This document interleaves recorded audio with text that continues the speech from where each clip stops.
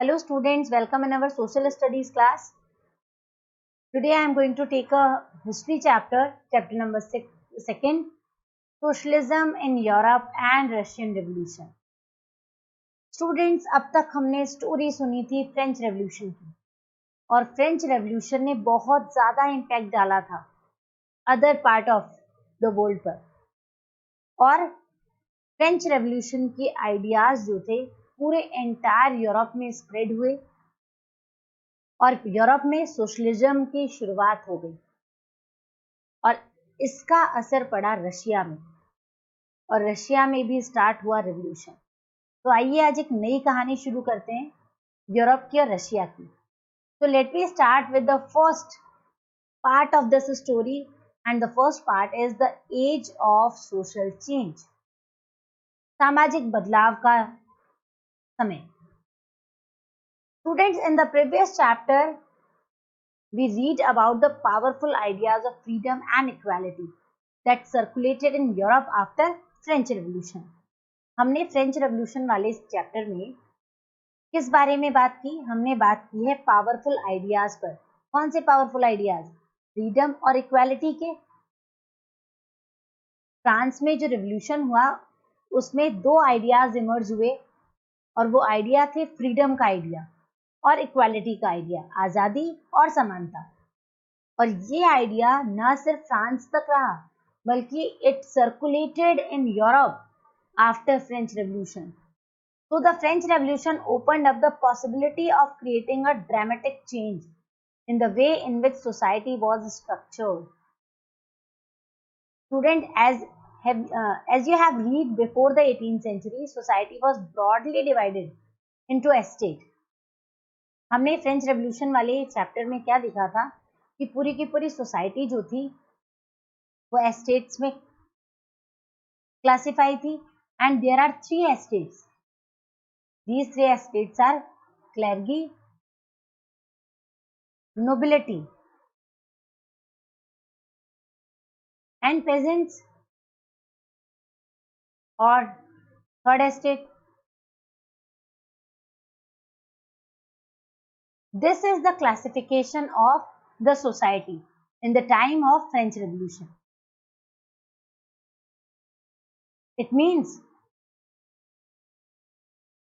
the orders was the aristocracy and church which control economic and social power. सारा का सारा system, सारा का सारा सोशल पावर जो था वो बेसिकली इन दो पार्ट्स से कंट्रोल हो रहा था, clergy and nobility. They are also called aristocracy and church. So in France, aristocracy and church controlled the entire social power. But suddenly what happened? Suddenly after the revolution, it seemed possible to change this.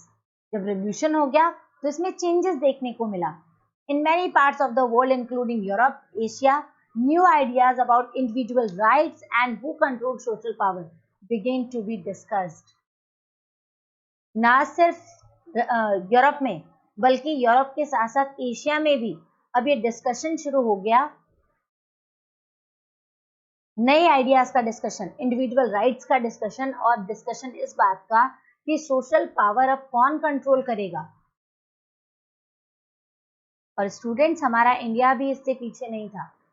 In India Raja Rammohan Roy and Derozio talked of the significance of French revolution at that time, and many other debated the ideas of post-revolutionary Europe. The development in the colonies in turn reshaped these ideas of societal changes.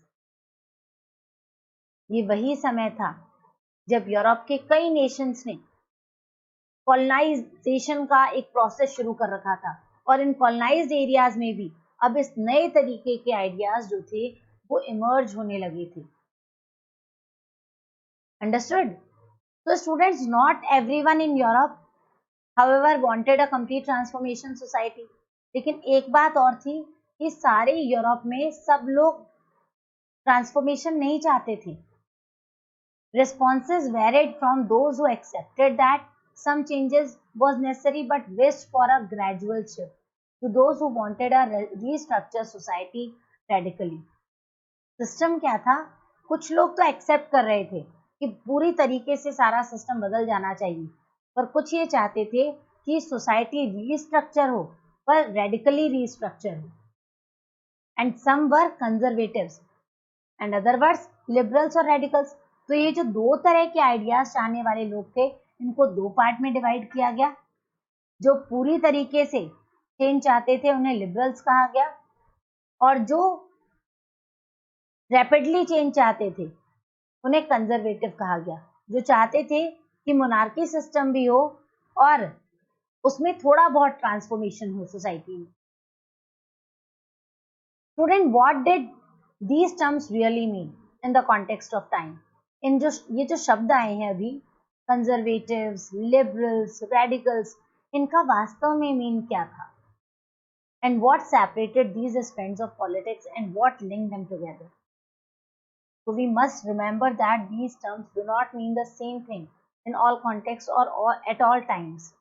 They are having the differentiative meaning according to time and according to changing in society.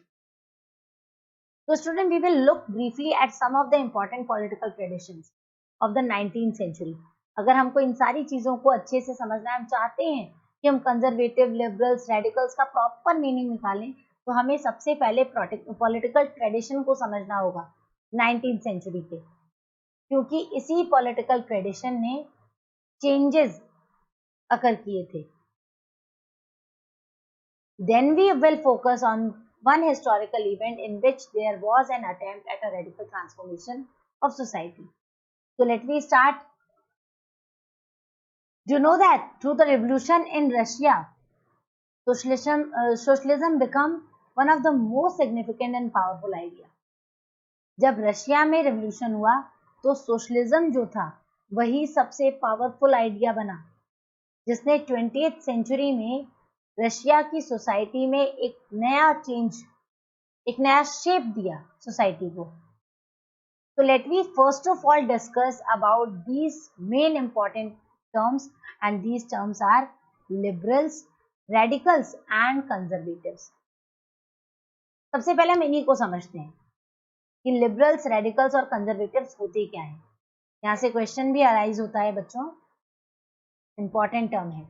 Define liberal, radical or conservative. How liberals and radicals are differ from conservatives. इस तरीके के question arise होते हैं, थोड़ा ध्यान दीजिएगा इस topic पे. Students, one of the group which look to change society were the liberals. ऐसा ग्रुप, ऐसे लोगों का ग्रुप जो चेंज चाहता था सोसाइटी में, उसको तो कहा गया लिबरल. लिबरल का मतलब उदारवादी, जो बहुत जल्दी से नई चीजों को, नए कॉन्सेप्ट को अडॉप्ट कर लेता है, उसको कहते हैं लिबरल. तो ये लिबरल्स वो लोग थे, वो ग्रुप ऑफ पीपल थे जो चाहते थे कि सोसाइटी में बदलाव हो. Liberal wanted a nation which tolerated all religion. Liberals चाहते थे कि देश कैसा हो, नेशन कैसा हो, जो हर रिलीजन को माने. Students, we should remember that this time European states usually discriminated in favor of one religion or another. इस समय में हो क्या रहा था कि यूरोप के बहुत सारे नेशन जो थे वो फेवर करते थे किसी पर्टिकुलर रिलीजन को. For example, Britain favoured the church of England, Austria and Spain favoured the Catholic church. Britain church of England को फेवर करता था, वहीं ऑस्ट्रिया और स्पेन जो है वो कैथोलिक चर्च को फेवर करते थे.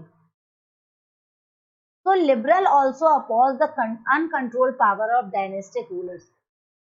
पहला चेंज तो चाहता ही था लिबरल ग्रुप कि नेशन ऐसा बिल्डअप हो जो सारे रिलीजन्स को साथ में लेकर के चले. और दूसरा चेंज क्या चाहता था, ये अनकंट्रोल्ड जो पावर थी डायनेस्टिक रूलर्स की, उनके खिलाफ था. तो they wanted to safeguard the rights of individual against government. वे चाहता था कि गवर्नमेंट के अगेंस्ट सभी इंडिविजुअल्स को राइट्स मिले। They argued for a representative elected parliamentary government subject to laws interpreted by well-trained judiciary that was independent of rulers and officials. किस चीज के लिए आर्ग्यू कर रहे थे लोग? ये रिप्रेजेंटेटिव इलेक्टेड पार्लियामेंट्री गवर्नमेंट चाहते थे, जिसमें रिप्रेजेंटेटिव जो है वो पीपल्स चूज करें, सबको इक्वल राइट मिले वोटिंग का, और एक वेल ट्रेन्ड जुडिशरी चाहते थे ताकि वो जुडिशरी जो है वो सब पर इक्वल कंट्रोल बना सके। They were not Democrats. They did not believe in universal adult franchise. लेकिन अब देखिए यहाँ पे डिफरेंशिएशन क्या था, ये डेमोक्रेट्स नहीं थे, पूरी तरीके से डेमोक्रेसी नहीं चाहते थे, ये यूनिवर्सल अडल्ट फ्रेंचाइज में भी बिलीव नहीं करते थे। क्या होता है universal adult franchise? 1 person 1 vote 1 value, called universal adult franchise. But they are not believer of universal adult franchise, that is right of every citizen to vote. They felt man of property mainly should have the vote, and they also did not want the vote for women too. ये सबको equally vote करने के लिए agree नहीं थे, ये सिर्फ चाहते थे कि सोसाइटी का वही हिस्सा वोट करे जिनके पास ढेर सारी संपत्ति हो, संपत्ति पे जिसका अधिकार हो, और साथ ही ये वुमेन्स को वोट करने के फेवर में नहीं थे। ये नहीं चाहते थे कि वुमेन्स जो है वो वोटिंग में कहीं भी पार्टिसिपेट हो। ये सब बात हमने किसके लिए की है? लिबरल्स के लिए। So in contrast to liberals, radicals wanted a nation in which government was based on majority of country's population. जबकि इनके कंट्रास्ट में रेडिकल्स क्या चाहते थे? वो चाहते थे एक ऐसा नेशन जिसमें गवर्नमेंट जो है वो मेजॉरिटी पर बने, पॉपुलेशन की मेजॉरिटी जिसके साथ हो उसको गवर्नमेंट मिले। Many supported women's suffrage movement. Unlike liberal, they opposed the privileges of great landowners and wealthy factory owners. They were not against the existence of private property, but disliked concentration of property in the hands of a few. Radicals का idea liberals के idea से बिल्कुल different था। ये liberals की तरह privileges के खिलाफ नहीं थे, हाँ, पर ये डिसलाइक करते थे कि किसी एक पर्टिकुलर हैंड में या किसी पर्टिकुलर ग्रुप में प्रॉपर्टी जो है वो ना रहे, सबको मिले। ठीक है, these peoples are included in liberals in radicals group. Now let's move to the conservatives. Who are conservatives? Conservatives were opposed to radicals and liberals. Conservatives liberals और radicals के बिल्कुल खिलाफ थे। After the French Revolution, even conservatives had opened their minds to need for change. लेकिन French revolution के बाद इन्हीं conservatives ने अपने माइंड्स को ओपन किया और चेंजेस को मानने को तैयार हुए। Students, earlier in the 18th century, conservatives had been generally opposed to the idea of change. जबकि ये वही लोग हैं, ये वही कंजर्वेटिव्स हैं जिन्होंने 18th सेंचुरी से पहले किसी भी तरह के बदलाव को नहीं माना था, ये खिलाफ थे बदलाव के। But by the 19th century, they accepted that some change was inevitable, but believed that the past had to be respected and change had to be brought about through a slow process. क्या चाहते थे conservatives? 19th century में they accepted कि कुछ changes आने चाहिए, माने जाने चाहिए, लेकिन ये साथ में बिलीव करते थे कि पास्ट का रिस्पेक्ट होना चाहिए, पास्ट में जैसी भी व्यवस्थाएं थी उनको भी महत्व देना चाहिए, और जो भी चेंजेस आए वो अचानक से नहीं थोपा जाए बल्कि धीमी गति से आए, ताकि वो चेंजेस जो है अच्छे से सोसाइटी में इमर्ज हो सके। So these are the three differentiative groups: the liberals, the radicals, and the conservatives. Students, such differing ideas about social change clashed during the social and political turmoil. लेकिन जैसा होता है हमेशा से कि अगर लोगों का आइडिया डिफरेंशिएटिव होगा तो वो क्लैश होगा, यहाँ भी वही हो रहा था। कंजर्वेटिव्स के आइडिया डिफर थे, रेडिकल्स के अपने आइडियाज थे और लिबरल्स के अपने आइडियाज थे, तो ये क्लैश तो होना ही है।